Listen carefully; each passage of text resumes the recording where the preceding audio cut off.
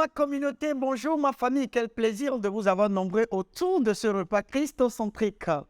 Une dévotion quotidienne de votre vraie identité avec Christ. Christ aussi, Agli est mon nom, je suis votre serviteur. Allons-y directement à la prière. Éternel, 3 fois nous te disons merci. Glorifions ton nom, nous sanctifions ton nom. Papa, merci pour la justice, pour la loi que tu nous as donnée, pour l'esprit que tu nous as donné, pour l'habitation de l'esprit que tu nous as donné, papa. Merci, papa. Merci pour les fruits. Merci pour tout ce que tu ne cesses de faire à travers ce repas christocentrique. Papa, à travers ce repas, nous sommes en train de grandir. Papa, l'entrée de ta parole dans la lumière. Illumine-nous encore une fois ce soir, ce matin, au nom précieux de Jésus. Illumine-nous encore ce matin, au nom précieux de Jésus. Père, nous te disons merci. Nous glorifions ton nom, nous sanctifions ton nom. Papa, tout ce que tu n'as pas planté en nous, pendant que la parole est en train de venir, papa, détruis-les au nom précieux de Jésus. Et tout ce que tu as planté en nous, papa, et qui sont morts, papa, ressuscite-les au nom précieux de Jésus. Père, nous te disons merci. Nous glorifions ton nom, nous sanctifions ton nom. Au nom précieux de Jésus, nous avons prié, nous avons reçu. Amen, amen, amen. Quel plaisir de vous avoir encore nombreux autour de notre repas christocentrique. Et vous savez ce qu'il faut faire. Alors partagez le message autour de vous, dans vos groupes, partagez ça en famille et faites connaître ce message à un plus grand nombre autour de vous. Que Dieu vous bénisse pour pour ce que vous êtes en train de faire pour l'expansion de cet évangile. Alléluia. Allons-y directement à la parole. Alors aujourd'hui, nous allons entamer un thème, la justice. La justice. La justice est un don de Dieu. Je répète, la justice est un don de Dieu. La justice est un don de Dieu. L'évangile n'exige pas la justice. L'évangile est l'évangile de la justice. Je répète, l'évangile n'exige pas la justice. L'évangile est l'évangile de la justice. Voilà pourquoi ceci est très important pour moi. Pourquoi j'insiste sur cette phrase-là, parce que aujourd'hui, le christianisme est vu comme il faut changer de comportement. Il faut être juste avant de venir dans le christianisme. C'est le contraire. Le christianisme, c'est de croire et de recevoir la justice. La justice n'est pas un processus. La justice, c'est un état. C'est-à-dire, c'est un statut, c'est un don que nous avons reçu. Alléluia. Et donc, nous allons voir ça tout à l'heure. Romains 10, verset 8. Que dit-elle donc? La parole est près de toi, dans ta bouche et dans ton cœur. Or, c'est la parole de foi que nous prêchons. Si tu confesses, verset 9, si tu confesses de ta bouche le Seigneur Jésus, et si tu crois dans ton cœur que Dieu l'a ressuscité des morts, tu seras sauvé. Verset 10. Car c'est en croyant du cœur qu'on parvient à la justice. En croyant du cœur, on parvient où? À la justice. Et c'est en confessant de ta bouche qu'on parvient au salut, selon ce que dit l'Écriture. Donc, en croyant de son cœur, on parvient comment? À la justice. Par conséquent, le croyant en Christ n'a pas de problème de justice. Le croyant en Christ n'a pas de problème de justice. Une fois qu'il a accepté l'évangile, il a accepté la justice qui vient de Dieu. Une fois que le croyant a accepté l'évangile, il a accepté la justice qui vient directement de Dieu. Ce n'est pas être dans une église où après 10 ans, 20 ans, 30 ans, après votre mort maintenant, on vous déclare juste. Non. La justice est reçue le jour du salut. Qu'importe ce que vous faites, qu'importe votre comportement, vos caractères, vous pouvez être, je ne sais pas ce que vous faites, qu'importe vos péchés, le jour où vous acceptez le Seigneur Jésus-Christ, vous êtes justifié. Alléluia. Vous êtes comment? Justifié. Les mots justifié, juste et justice sont plus utilisés dans le livre de Romains que dans tout autre livre de la Bible. Pour comprendre la doctrine de la justice, nous devons étudier le livre de Romains. Si j'insiste sur ces mots-là, si j'insiste sur ce message, parce que c'est l'un des messages qui fait mal au corps du Christ. Et je veux que vous prêtez très bien attention à ce que nous sommes en train de dire. Écoutez très bien. Le mot justice a été utilisé 92 fois dans le livre du Nouveau Testament de la Bible. Un tiers de ces cas se trouve dans le livre de Romains. Un tiers. Donc, se trouve dans le livre de Romains. Cela signifie qu'un tiers de l'explication de la justice de Matthieu à l'Apocalypse se trouve dans une seule épître, c'est-à-dire Romains. Pour comprendre la justice, je dois comprendre le livre de Romains. Alors donc, comme exercice de maison, vous devez lire tout le livre de Romains. Ce repas christocentrique spécifiquement de ce jour 15, vous devez lire tout le livre de Romains pour comprendre la justice. Mais tout compte fait, nous allons quand même l'étudier ici. Romains 1, verset 1.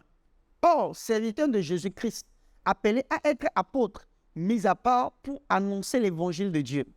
On l'appelait l'évangile de Dieu à cause de la nature promissoire qu'il avait dans les Saintes Écritures. Les Écritures des prophètes. Alors, donc, c'était une promesse dans les Écritures. Nous l'avons vu. C'était une promesse dans les Écritures. Les Écritures qui constituent quoi? L'Ancien Testament, c'est-à-dire Genèse jusqu'à quoi? Malachie. Romains 1, verset 9. Dieu que je sers à mon esprit, dans l'évangile de son Fils, m'est témoin que je fais sans cesse mention de vous. L'évangile de son Fils, maintenant l'évangile de Dieu. Romains 1, verset 16. Car ce n'est pas un de l'évangile, c'est une puissance de Dieu pour le salut de quiconque croit, du juif premièrement, puis du grec. Alléluia. Romains 10, verset 15. Et comment y aura-t-il des prédicateurs s'ils ne sont pas envoyés? Selon qu'il est écrit qu'ils sont beaux, les pieds de ceux qui annoncent la paix, de ceux qui annoncent la bonne nouvelle. Donc l'évangile est une bonne nouvelle. Il appelle l'évangile de paix. Romains 15, verset 29. Je sais qu'en allant vers vous, c'est avec une pleine bénédiction de Christ que j'irai. Alléluia. Il mentionne la plénitude de la bénédiction de l'évangile de Christ.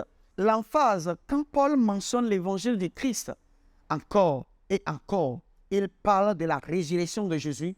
Il appelle la résurrection de Jésus l'évangile. Alléluia. Vous n'auriez pas pu avoir la résurrection sans la mort. L'évangile n'est pas dans la mort. L'évangile est dans la résurrection.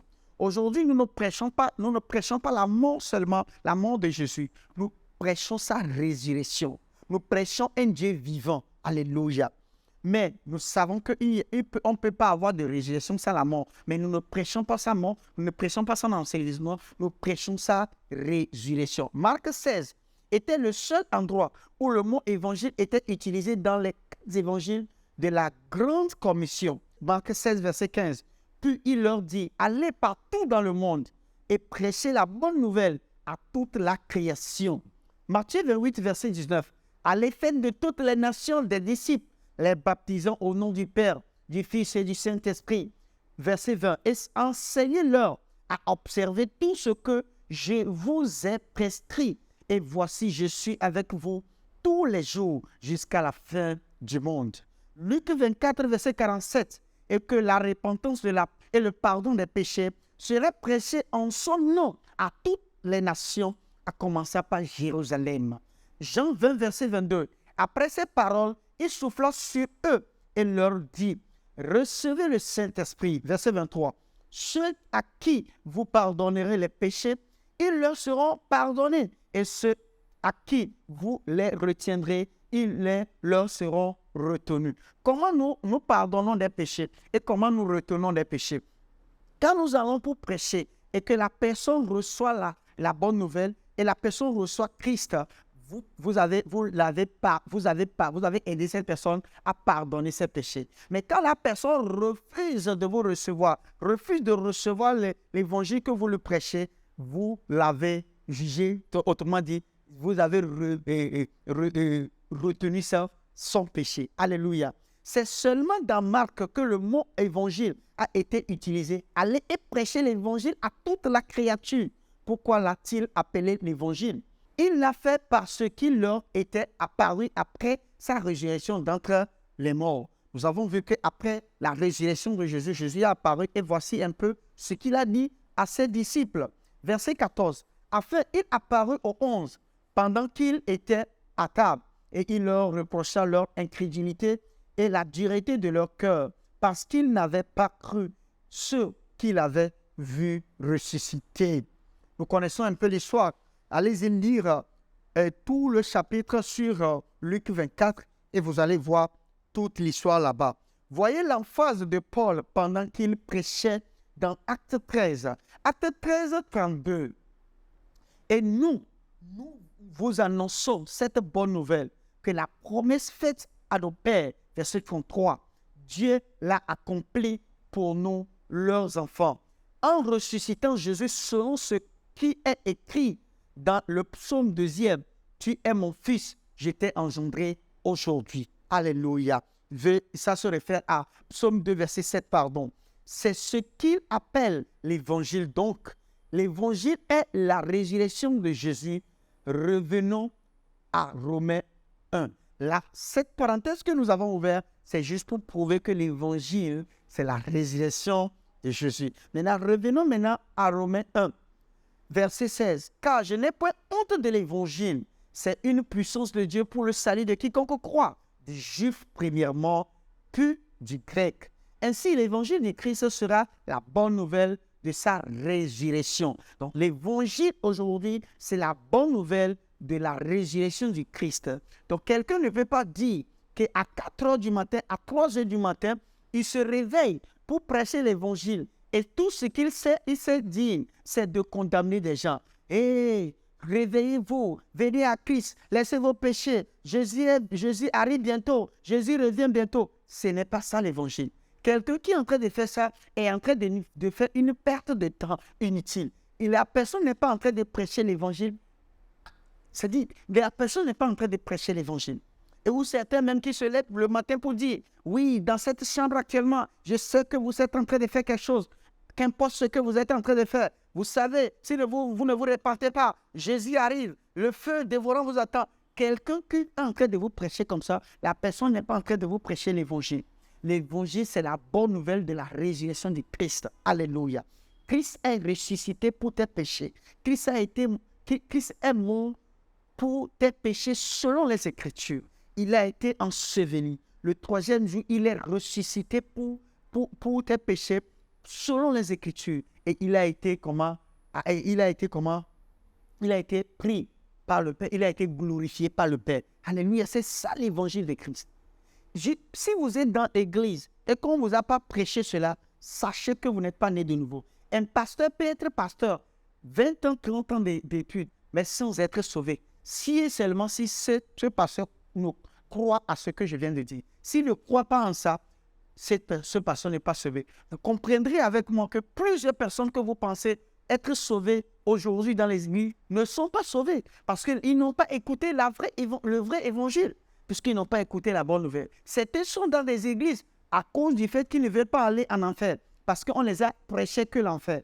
Et quand on vous prêche l'enfer, on vous prêche ce qui n'est pas bien, et on vous prêche des négativités, et que vous avez peur, et vous avez accepté le Seigneur Jésus-Christ comme Seigneur Sauveur, vous n'êtes pas sauvés. Écoutez très bien, vous n'êtes pas sauvés. Voilà pourquoi les églises sont pleines des gens qui ne sont pas sauvés. Parce que dans ces églises, on n'a jamais prêché l'évangile.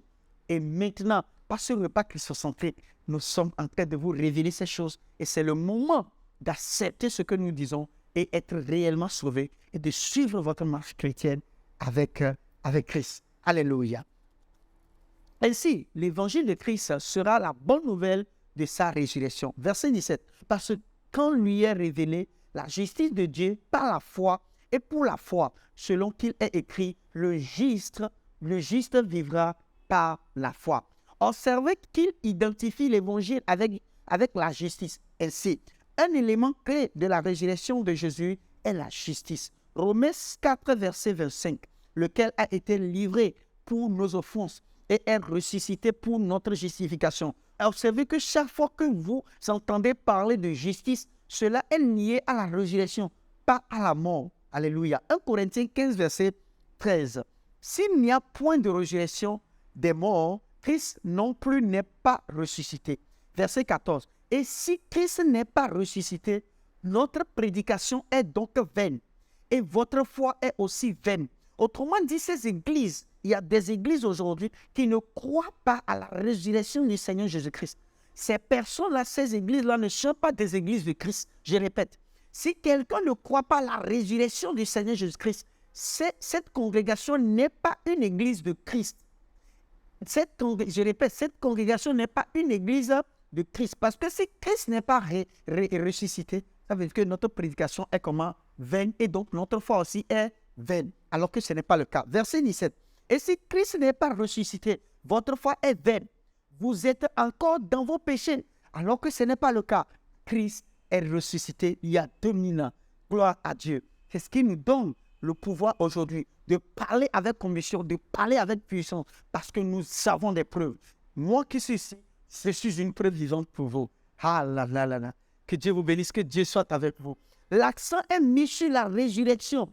C'est ce qu'est l'évangile. L'évangile, c'est la bonne nouvelle. Et la bonne nouvelle, c'est la bonne nouvelle de la résurrection du Seigneur Jésus-Christ. Parce que le Seigneur Jésus-Christ est ressuscité, nous ne sommes plus dans nos péchés ont été pardonnés, nous avons l'habitation de l'Esprit en nous, nous sommes aujourd'hui fils de Dieu, co-héritiers avec Christ. Alléluia. Quel plaisir de savoir tout cela. C'est très excitant de le savoir. Répétez avec moi. J'ai la justice parce que Jésus est ressuscité des morts.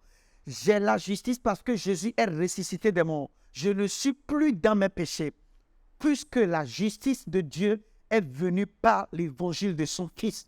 J'ai la justice de Dieu. Alléluia. On répète encore une fois. J'ai la justice parce que Jésus est ressuscité des morts. Je ne suis plus dans mes péchés, puisque la justice de Dieu est venue par l'évangile de son Fils.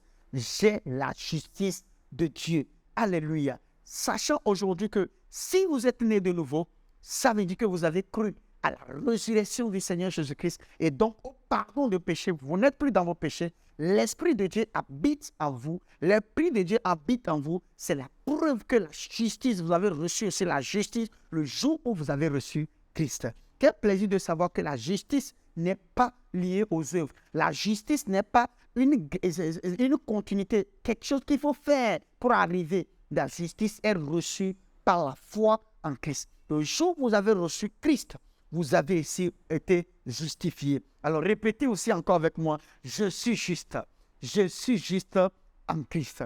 Quel plaisir de le savoir. Éternel, 3 fois Saint, nous te disons merci. Papa, fasse résonner cette réalité en nous, au nom précieux de Jésus. Papa, tout ce qui ne fait pas un avec toi, tout ce qui ne fait pas un avec cette justice, tout ce qui fait que nous n'arrivons pas à accepter que nous sommes justes, papa, nous les neutralisons au nom précieux de Jésus. Papa, oui, je sais que je suis juste. Oui, nous savons que nous sommes justes et nous déclarons, nous marchons selon sa justice au nom précieux de Jésus. Père, nous te disons merci, nous glorifions ton nom, nous sanctifions ton nom au nom précieux de Jésus. Nous avons prié, nous avons reçu. Amen, amen, amen. Que le Seigneur vous bénisse, que la main de Dieu soit sur vous. S'il vous plaît, partagez encore cette vidéo-là si vous n'avez pas encore fait. Si vous l'avez fait et que vous avez oublié certaines personnes, partagez-le parce que ça va sauver quelqu'un. Que Dieu vous bénisse, que la main de Dieu soit sur vous. Et si vous avez des questions, pourquoi pas, envoyez-nous sur le numéro qui s'affiche. Et si vous avez des témoignages à partager avec nous, pourquoi pas. C'est un plaisir pour nous de lire vos témoignages.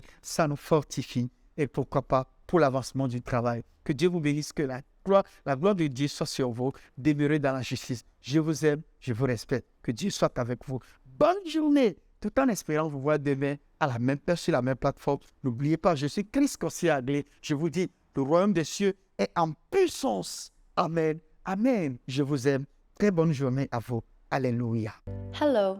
I hope you have been blessed by that wonderful message. The Bible says, man shall not live by bread alone, but by every word of God. For you to grow spiritually, you need to hear, study, and meditate on the word. You need to not only hear, but to also read and see. And that is why you need the Christocentric meal. To order this life-changing book and other titles, DVDs, and CDs by Dr. Abel Damina, call the number or email the address on the screen. This is a book that reveals to you who you are in Christ, what you have in Christ, and what Christ can do through you. This book interprets and breaks down the Word into daily meals, making it easier for you to understand and study, build up and strengthen your inner man, all the while growing your relationship with God and your confidence as a believer.